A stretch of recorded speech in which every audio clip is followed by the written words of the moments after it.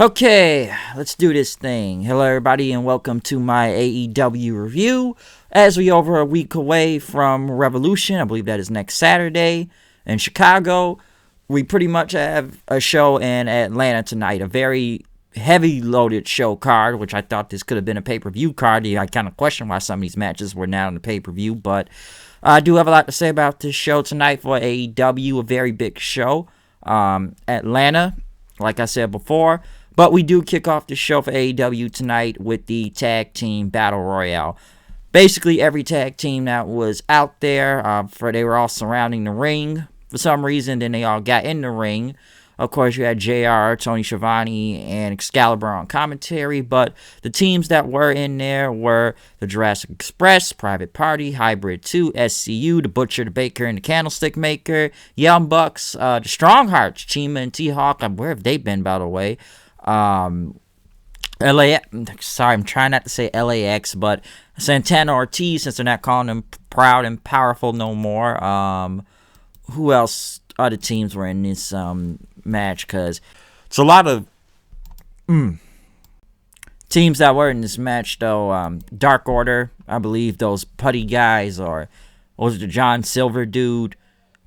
I don't know, but there was a lot of teams, so I'm gonna try to go over most of who I can really count from all these eliminations, because one thing about this tag team, I'm sure a lot of people say this is a shot at WWE, because usually when tag teams in WWE do a battle royale, when one person gets eliminated, that means your partner is automatically eliminated too. But if you get eliminated, your partner still remains in the match to do this match. So even if one of you are gone, the other person still can compete. So obviously, this had to be a shot at WWE in a way, but I'm gonna go over this the best way I can.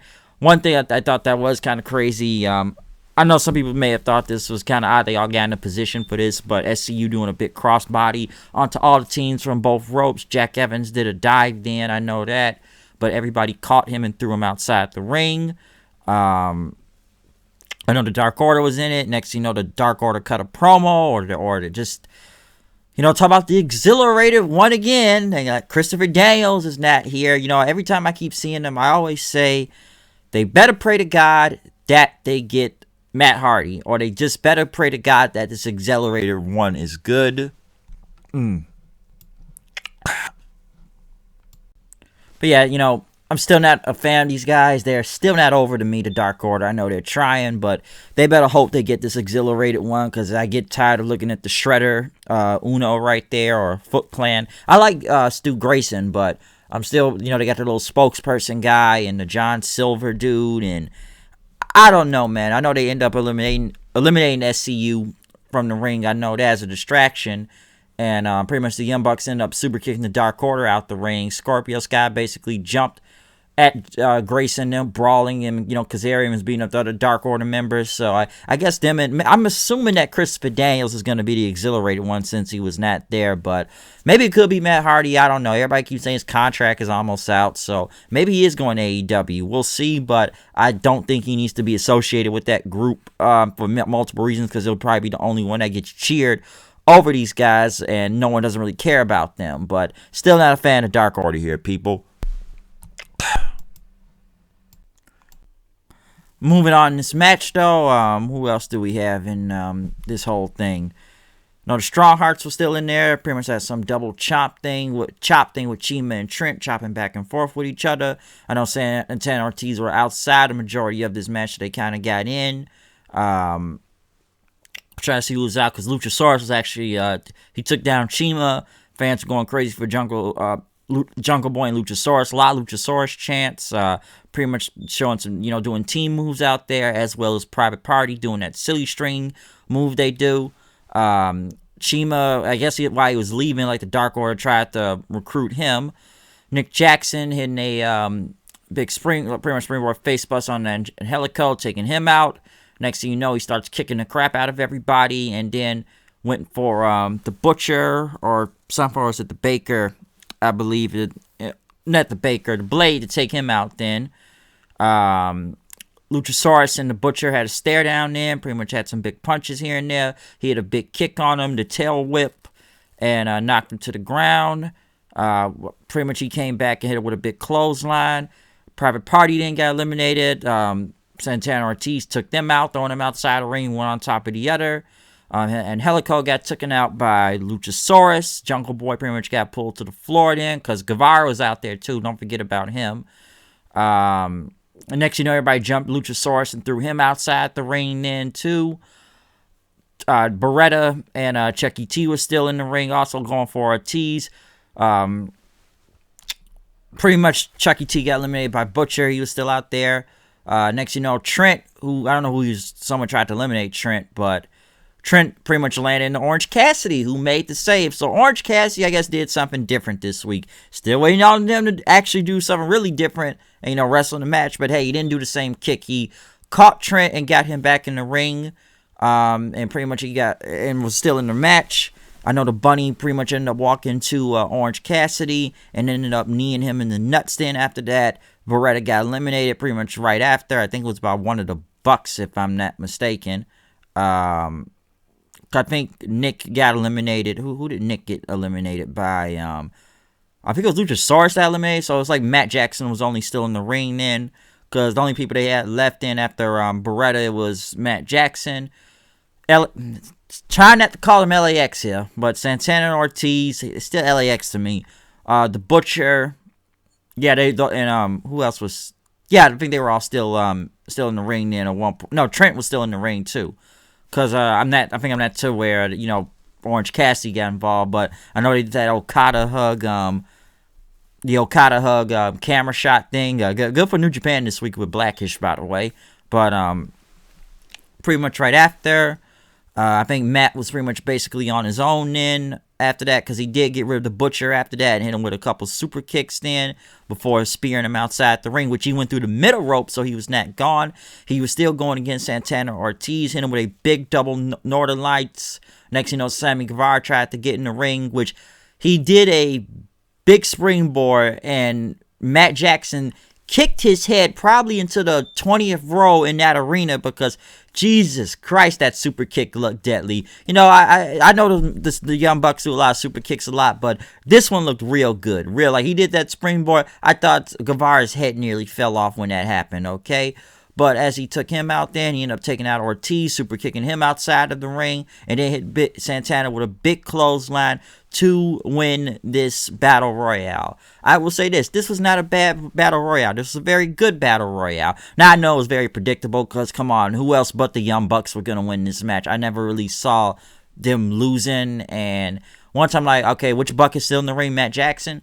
Okay, yeah, the Young Bucks were definitely going to win this, because I don't really see who was going to go against Omega and Hangman at Revolution next week. So, like I said, a good win for the Bucks. Fans pop for it, of course, but this was a very predictable match at the same time. I don't know what other team would have won, because either half these teams are jobbing, or some of these teams are not even on TV sometime, or they got something else going on. But the Young Bucks, storyline wise, you knew that they were going to win this match. So overall, like I said, good Battle Royale, but like I said, you knew the Bucks were going to win this match, though. They showed Cody Rhodes arriving to the building with Brandy and Pharaoh for the cage match tonight. Next was Shauna versus Chris Statlander. Wow, when is the last time you've seen Chris Statlander? Well, when's the last time you've seen any of these two women on TV in general, okay? Because, I don't know whatever happened to Chris Statlander, because the last time Chris Statlander was ever really doing anything was battling the stupid Nightmare Collective, which that can, we can say that's dead and gone at this point, because Brandy is, randomly a face. So, let's blame, we'll blame somebody for that horrible gimmick, but, she's not going to take the blame for it. Whatever happened to Awesome Kong? I kind of wonder that now. What happened to Kong? I heard she went back to Glow, which I think she's still under contract with AEW, but I think she's going to do her Glow thing right now. So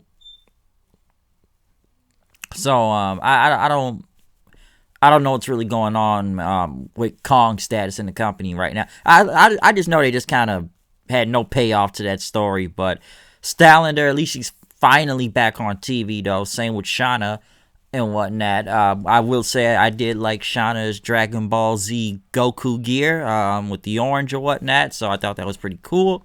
But this was a good women's match. Solid match.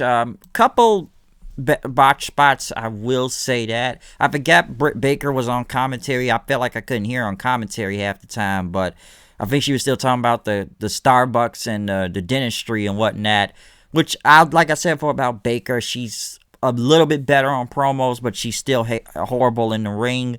The Shauna and Stylander match did get better though. I still think it looked kind of weird when that botch happened because she went off the ropes and Stylander had a kick, but the first couple of the, like 2 moves she did after, I know people put this on Twitter, just like she missed the whole thing, but one thing I have noticed about a lot of these women matches in AEW is that the crowd does not really react. I know they reacted last week, but notice how the crowd went very kind of silent for this part of the show. It wasn't a bad women's match, a better women's match, I will say. I don't know why we don't see any of these 2 women on TV more. Stylander is really good. I don't know why. It's almost like I've said this before about the women they put on AEW. You put the ones that suck on here, but then you actually put the better ones on, horrible shows like, Dark or something. I don't know who's really watching Dark, but why are they on Dark matches, but they're now on the ones on TV? So hopefully we actually see more of something like this in the future. At least this was a step above what was going on right here. But Stylander did get the window for her Big Bang Theory, tombstone-like finisher there on Shauna. So it wasn't bad. Like I said, a couple botch spots here and there, whatnot. The only thing that was a little weird in the beginning, but I guess, Chris Stylander is an alien or something, so they kept doing a lot of pointing and cartwheels at first. I'm like, somewhat half of that match, I'm like, what is with the pointing? But I'm like, well, she is an alien. Even commentators have to kind of make fun of that a little bit a couple times too, but she is a quote-unquote alien or whatnot, so they're going somewhere with this, but I'm like, okay, what is with all the cartwheels? Next, though, after that, Nyla Rose. Now, I've had a lot of things to say about this, and, I've recently heard about, I guess I will address this real quick, this whole, Nyla Rose situation where being a champion, because I saw the comments, it was a little back, I wouldn't say back and forth, but I've heard the comments, what, Val Venus has said, and Cody Rhodes' response to it. Listen, I've said what I've said before about Nyla Rose in general, and I listened, and I read what Val Venus said, which a lot of people actually agreed to him, I see, too. And after reading, I was like, well, he's not wrong in a way. He makes a point in some way. I will say that. Now, what can I really determine from this? Now I'll say this though, over his comments, because the only thing he's not wrong about in a way, is the whole what is it like the I'm trying to go into politics that much, but was it the narrative, the SJW narrative, which I've seen that a lot of days for many things now. I've heard about the agenda thing, of course, because trust me, I've heard this a long time ago when it came to AEW, so I am not surprised by this in a way. I'm like, well, okay, you kind of got him on that one.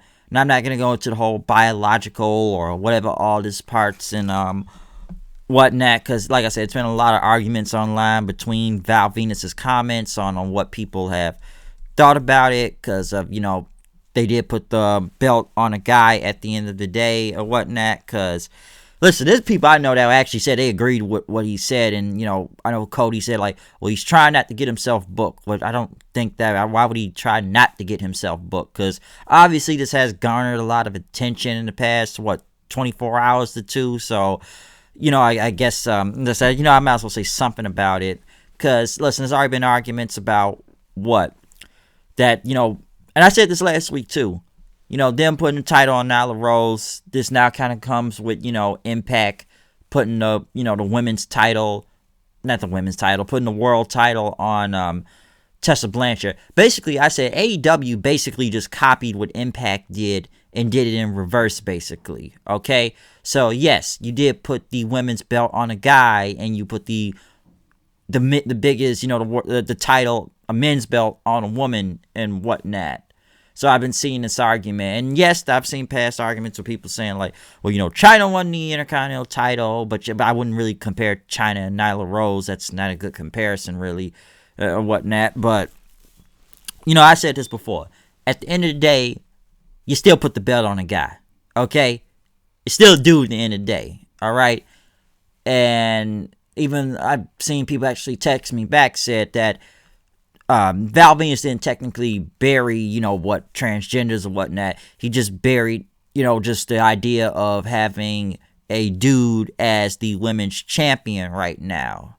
So, and like I said, I saw a lot of comments again about that tonight, because Nyla Rose's promo tonight, which I do believe it went, and I'm gonna say it because I kind of know what she was kind of pointing towards. That it was kind of a rough promo in a way to get through, but she came out. Nyla Rose came out, pretty much cut this promo, pretty much set the fans like this is not a good response and everything, and you all sound like bees buzzing around, which I think that may be a shot at Twitter if you ask me, but pretty much Rose claimed that I should have been the first champion, that I'm the highest paid woman in the locker room. Rose pretty much wanted to say, what makes me hungry is when I break bitches, Nyla Rose said. Nyla Rose pretty much went on to kind of take the mic and said that, broke Rio and everything. Rio was here, but Rio is pretty much nothing, that, that Nyla Rose has all the power, that Rose is the queen bee of this hive, and that I'm only going to be the first champion because no one can beat me. No one's ever going to take this belt from me because no one is a beast like me, basically. Chris Statlander came out then and, pretty much kind of looked at Nyla Rose, pretty much pointing again because, the alien thing or whatnot, which, then again, a lot of people question why haven't they ever put the belt on Chris Statlander yet, because a lot of people said that a while ago. And then next, Big Swole comes out there. Where's Big Swole been, to be honest? But Big Swole pretty much came out, looked at Nyla Rose, saying, "Oh, you have to prove that you queen, bitch." They like, come on, brother, let's go, brother. I ain't run lying about that brother part, but hey, let's go, until security broke them up. So I'm assuming it's gonna be Big Swole or Chris Statlander going for the title, because I think Big Swole faced Nyla Rose, and I know Big Swole had to carry that whole match. Because let me just say this about Nyla Rose with the champion and everything: could this be pushing his agenda? I would not be surprised if it was. And I said before last week, Nyla Rose had a good match with Rio, probably maybe the best one. But if it's one thing I've noticed about Nyla Rose is this, and maybe this now has to be proven, because with Rio that was good, but every other person I've seen Nyla Rose work with has not been good, okay? Because I've said it before, I just don't think Nyla Rose is a good wrestler in general. I've already stated that point, all right? Because, despite the whole being a dude thing and whatnot, but, that whole stuff, I just don't think Nyla Rose is really that good. And the promo was, trying to be a fiery promo and whatnot, but I was like, it's a little bit rough. And trust me, a lot of comments I saw tonight sound like a dude. Well, Nyla Rose is a dude, so what else can you really go off upon from that, okay? So I'm just saying a little what I kind of think about it. I probably would have more details, maybe, but I'm not going to go into some whole big political thing over this. I'm just kind of looking at what Val Venis' comments are and the responses to it. But I've seen a lot of people, majority pro Val Venis. They say he won line. They said he made a point. So I just had to look at it too. Like, well, I already know it's a dude. Nyla Rose a dude. So what else can I say from this? All right, but I don't know, man. The whole promo, like I said, it was not bad. I'm not going to say it was like a bad promo and everything, but let's see what happens now that we move on to a new opponent, though, I guess. So we'll see what happens, because what they say, Chris Statlander is like the number 2 in the rankings. Where's Chris Statlander been to even be number 2? Big Swole, I've only seen probably like maybe 2 matches from Big Swole, so I don't know how she's even at the top of the game for the title right now, but I don't know, man. They still got a long way to go with the women's division. They really do.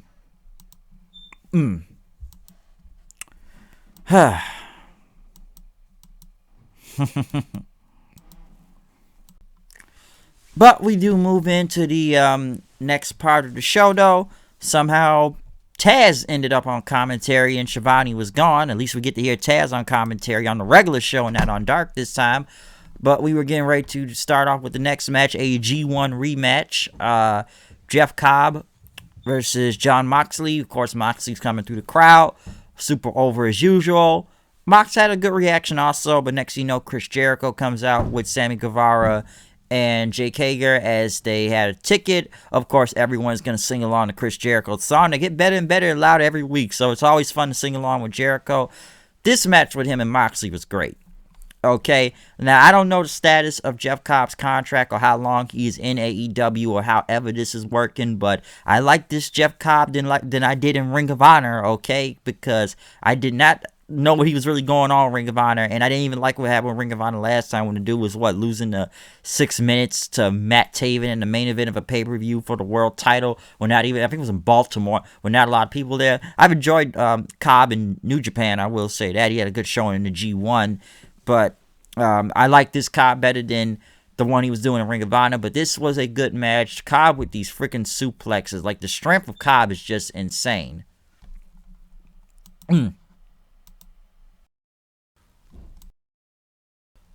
But Cobb is a beast though out there, especially against Moxley. This was a very, very good match. I will say that. Very enjoyable.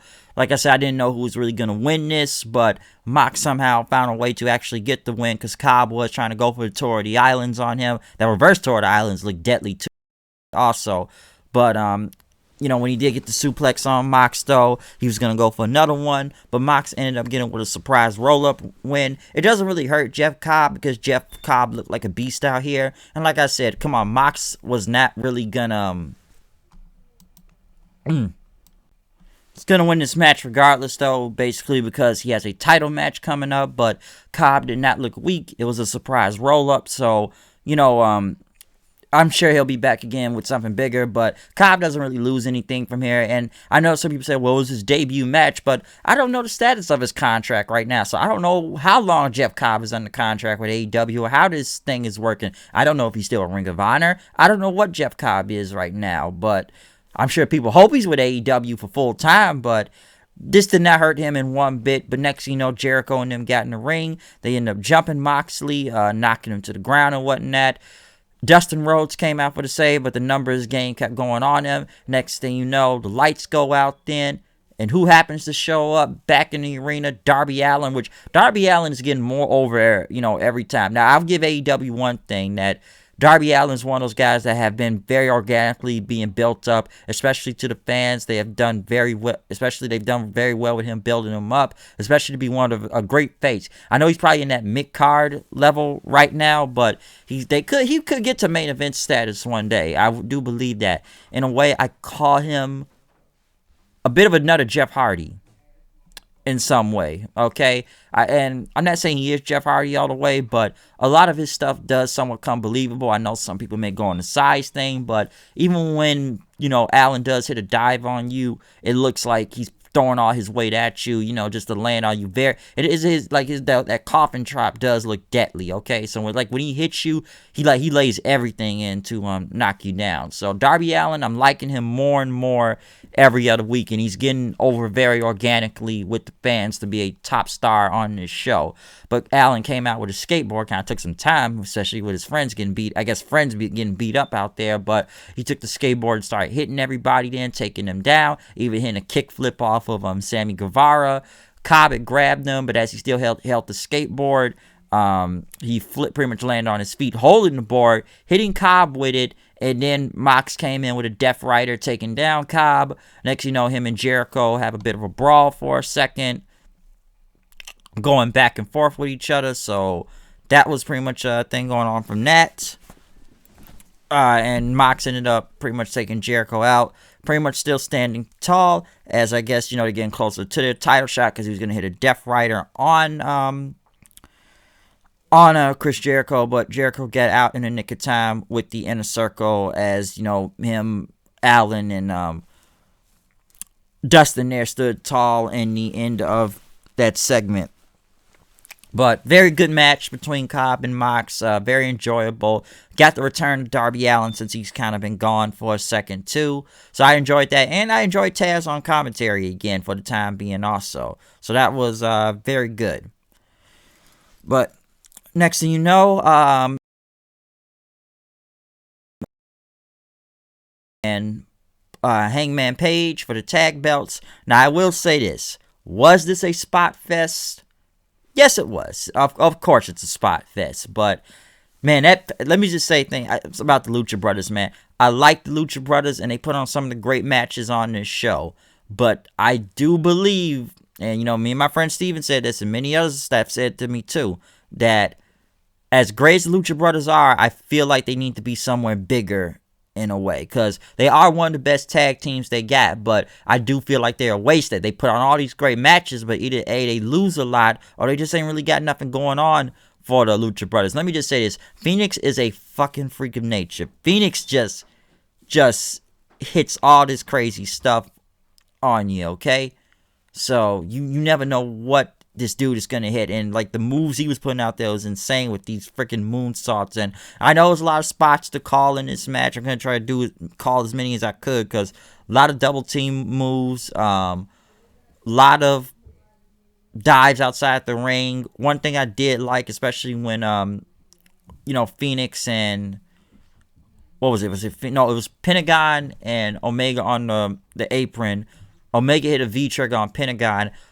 Phoenix just comes with a freaking tightrope and nearly kicks Omega's head off after that, and then hit him with a Hurricane Rana to the outside of the ring, and then Hangman did a moonsault to the outside of the ring too from the top turnbuckle, which looks insane. Okay, it looks crazy. Even getting back of the ring, of course, you're gonna get some super kicks here and there. Hangman with a big suplex on Pentagon then, as Phoenix came back with like a cutter, and then Pentagon pretty much hit Omega with a Canadian Destroyer, just stuff when you look at this, okay? Just a lot of crazy things going on in this match. I actually almost thought the Lucha Brothers are almost going to win this match in some sort of way because of how they was doing this. Crazy with the Spanish Fly, of course. Especially from Phoenix on to Hangman Page. Page up in a moonsault on Pentagon to the outside of the ring then. He was going to go for a lariat and then a buckshot, but he ended up hitting Omega then, taking him down. Pentagon Phoenix pretty much took down Omega then, and then hit him with the finisher, the 3 up, 3 down, or whatnot. But Kenny kicked out of it then. Omega pretty much came back with a V-trigger then as Phoenix tried to get him. And then he hit a Snapdragon suplex on both of them a couple times. He ended up hitting a Tiger Driver 98 on him. Still get the near fall after that. He was going to go for the One-Wing Angel, but Phoenix pretty much dodged it like he's going to go for a 619 to the outside of the ring. He did not know Hangman got the tag, but Hangman and Omega end up hitting the buckshot trigger, I like to call it, for the win, still retaining the tag team titles. The Young Bucks came to celebrate, but Hangman wanted a beer from the crowd. Overall, another insane match. Would I call it spot fest in a way? Yes, it is. But I enjoyed this match, and it was crazy. I still think Pentagon Phoenix need to be on a higher level, even single stars or a team. I feel like they should be more featured on the show because they are one of the best things on the show. Okay, so every time you see like I say, see Pentagon and Phoenix, you're gonna get a lot of crazy stuff from them. Alright, but overall, great tag match. I enjoyed it. Crowd was going crazy with it too. But we didn't get to the main event of this show then. The main event, cage match.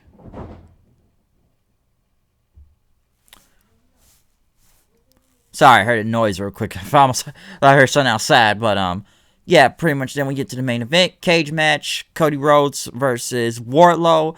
Of course, Cody super over, especially in his hometown of Atlanta. He comes out with Arn Anderson and Brandy Rhodes. I do like the size of the cage. Of course, it was going to be a chain link. It looks a little, I wouldn't say it looks like the Hell in a Cell, but a little bit of the structure looks like it, almost like the climbing parts of it, but it looks like a very good cage match. This was good. This is Wardlow's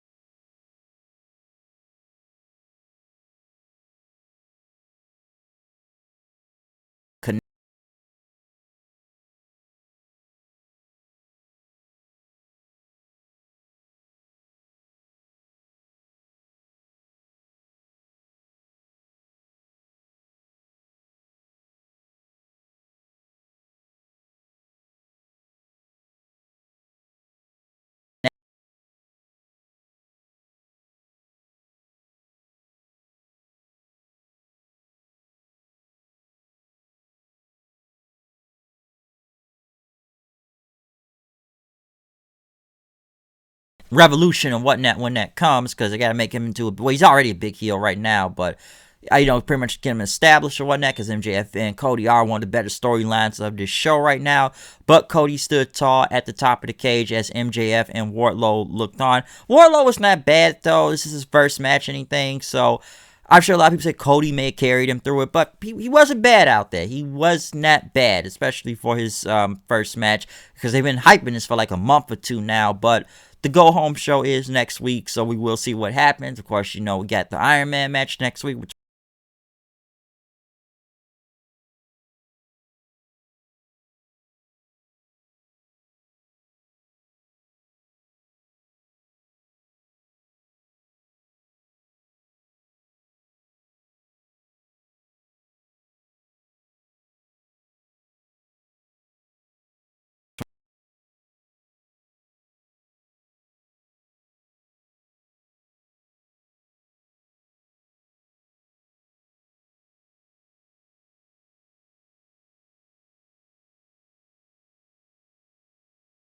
though, I will see you for the NXT review. Comment, subscribe, tell me what you think about this show tonight.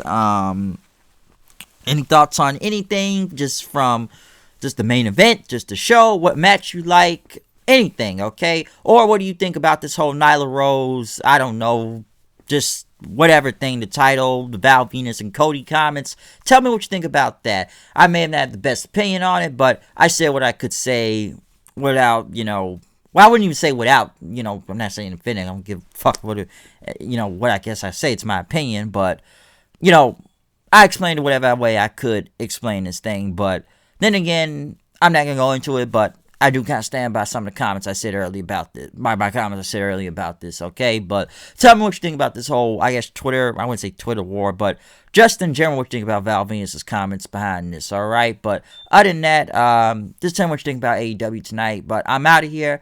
I will see you guys later. Peace out, and see you for the next review.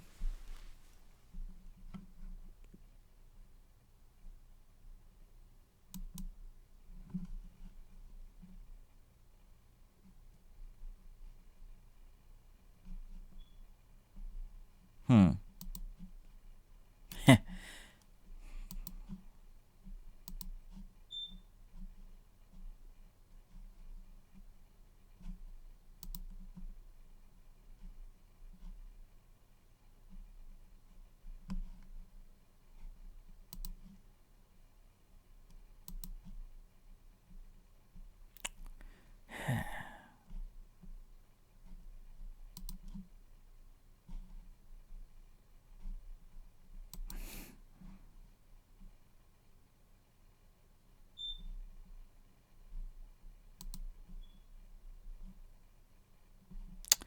And this thing's not working. Ha!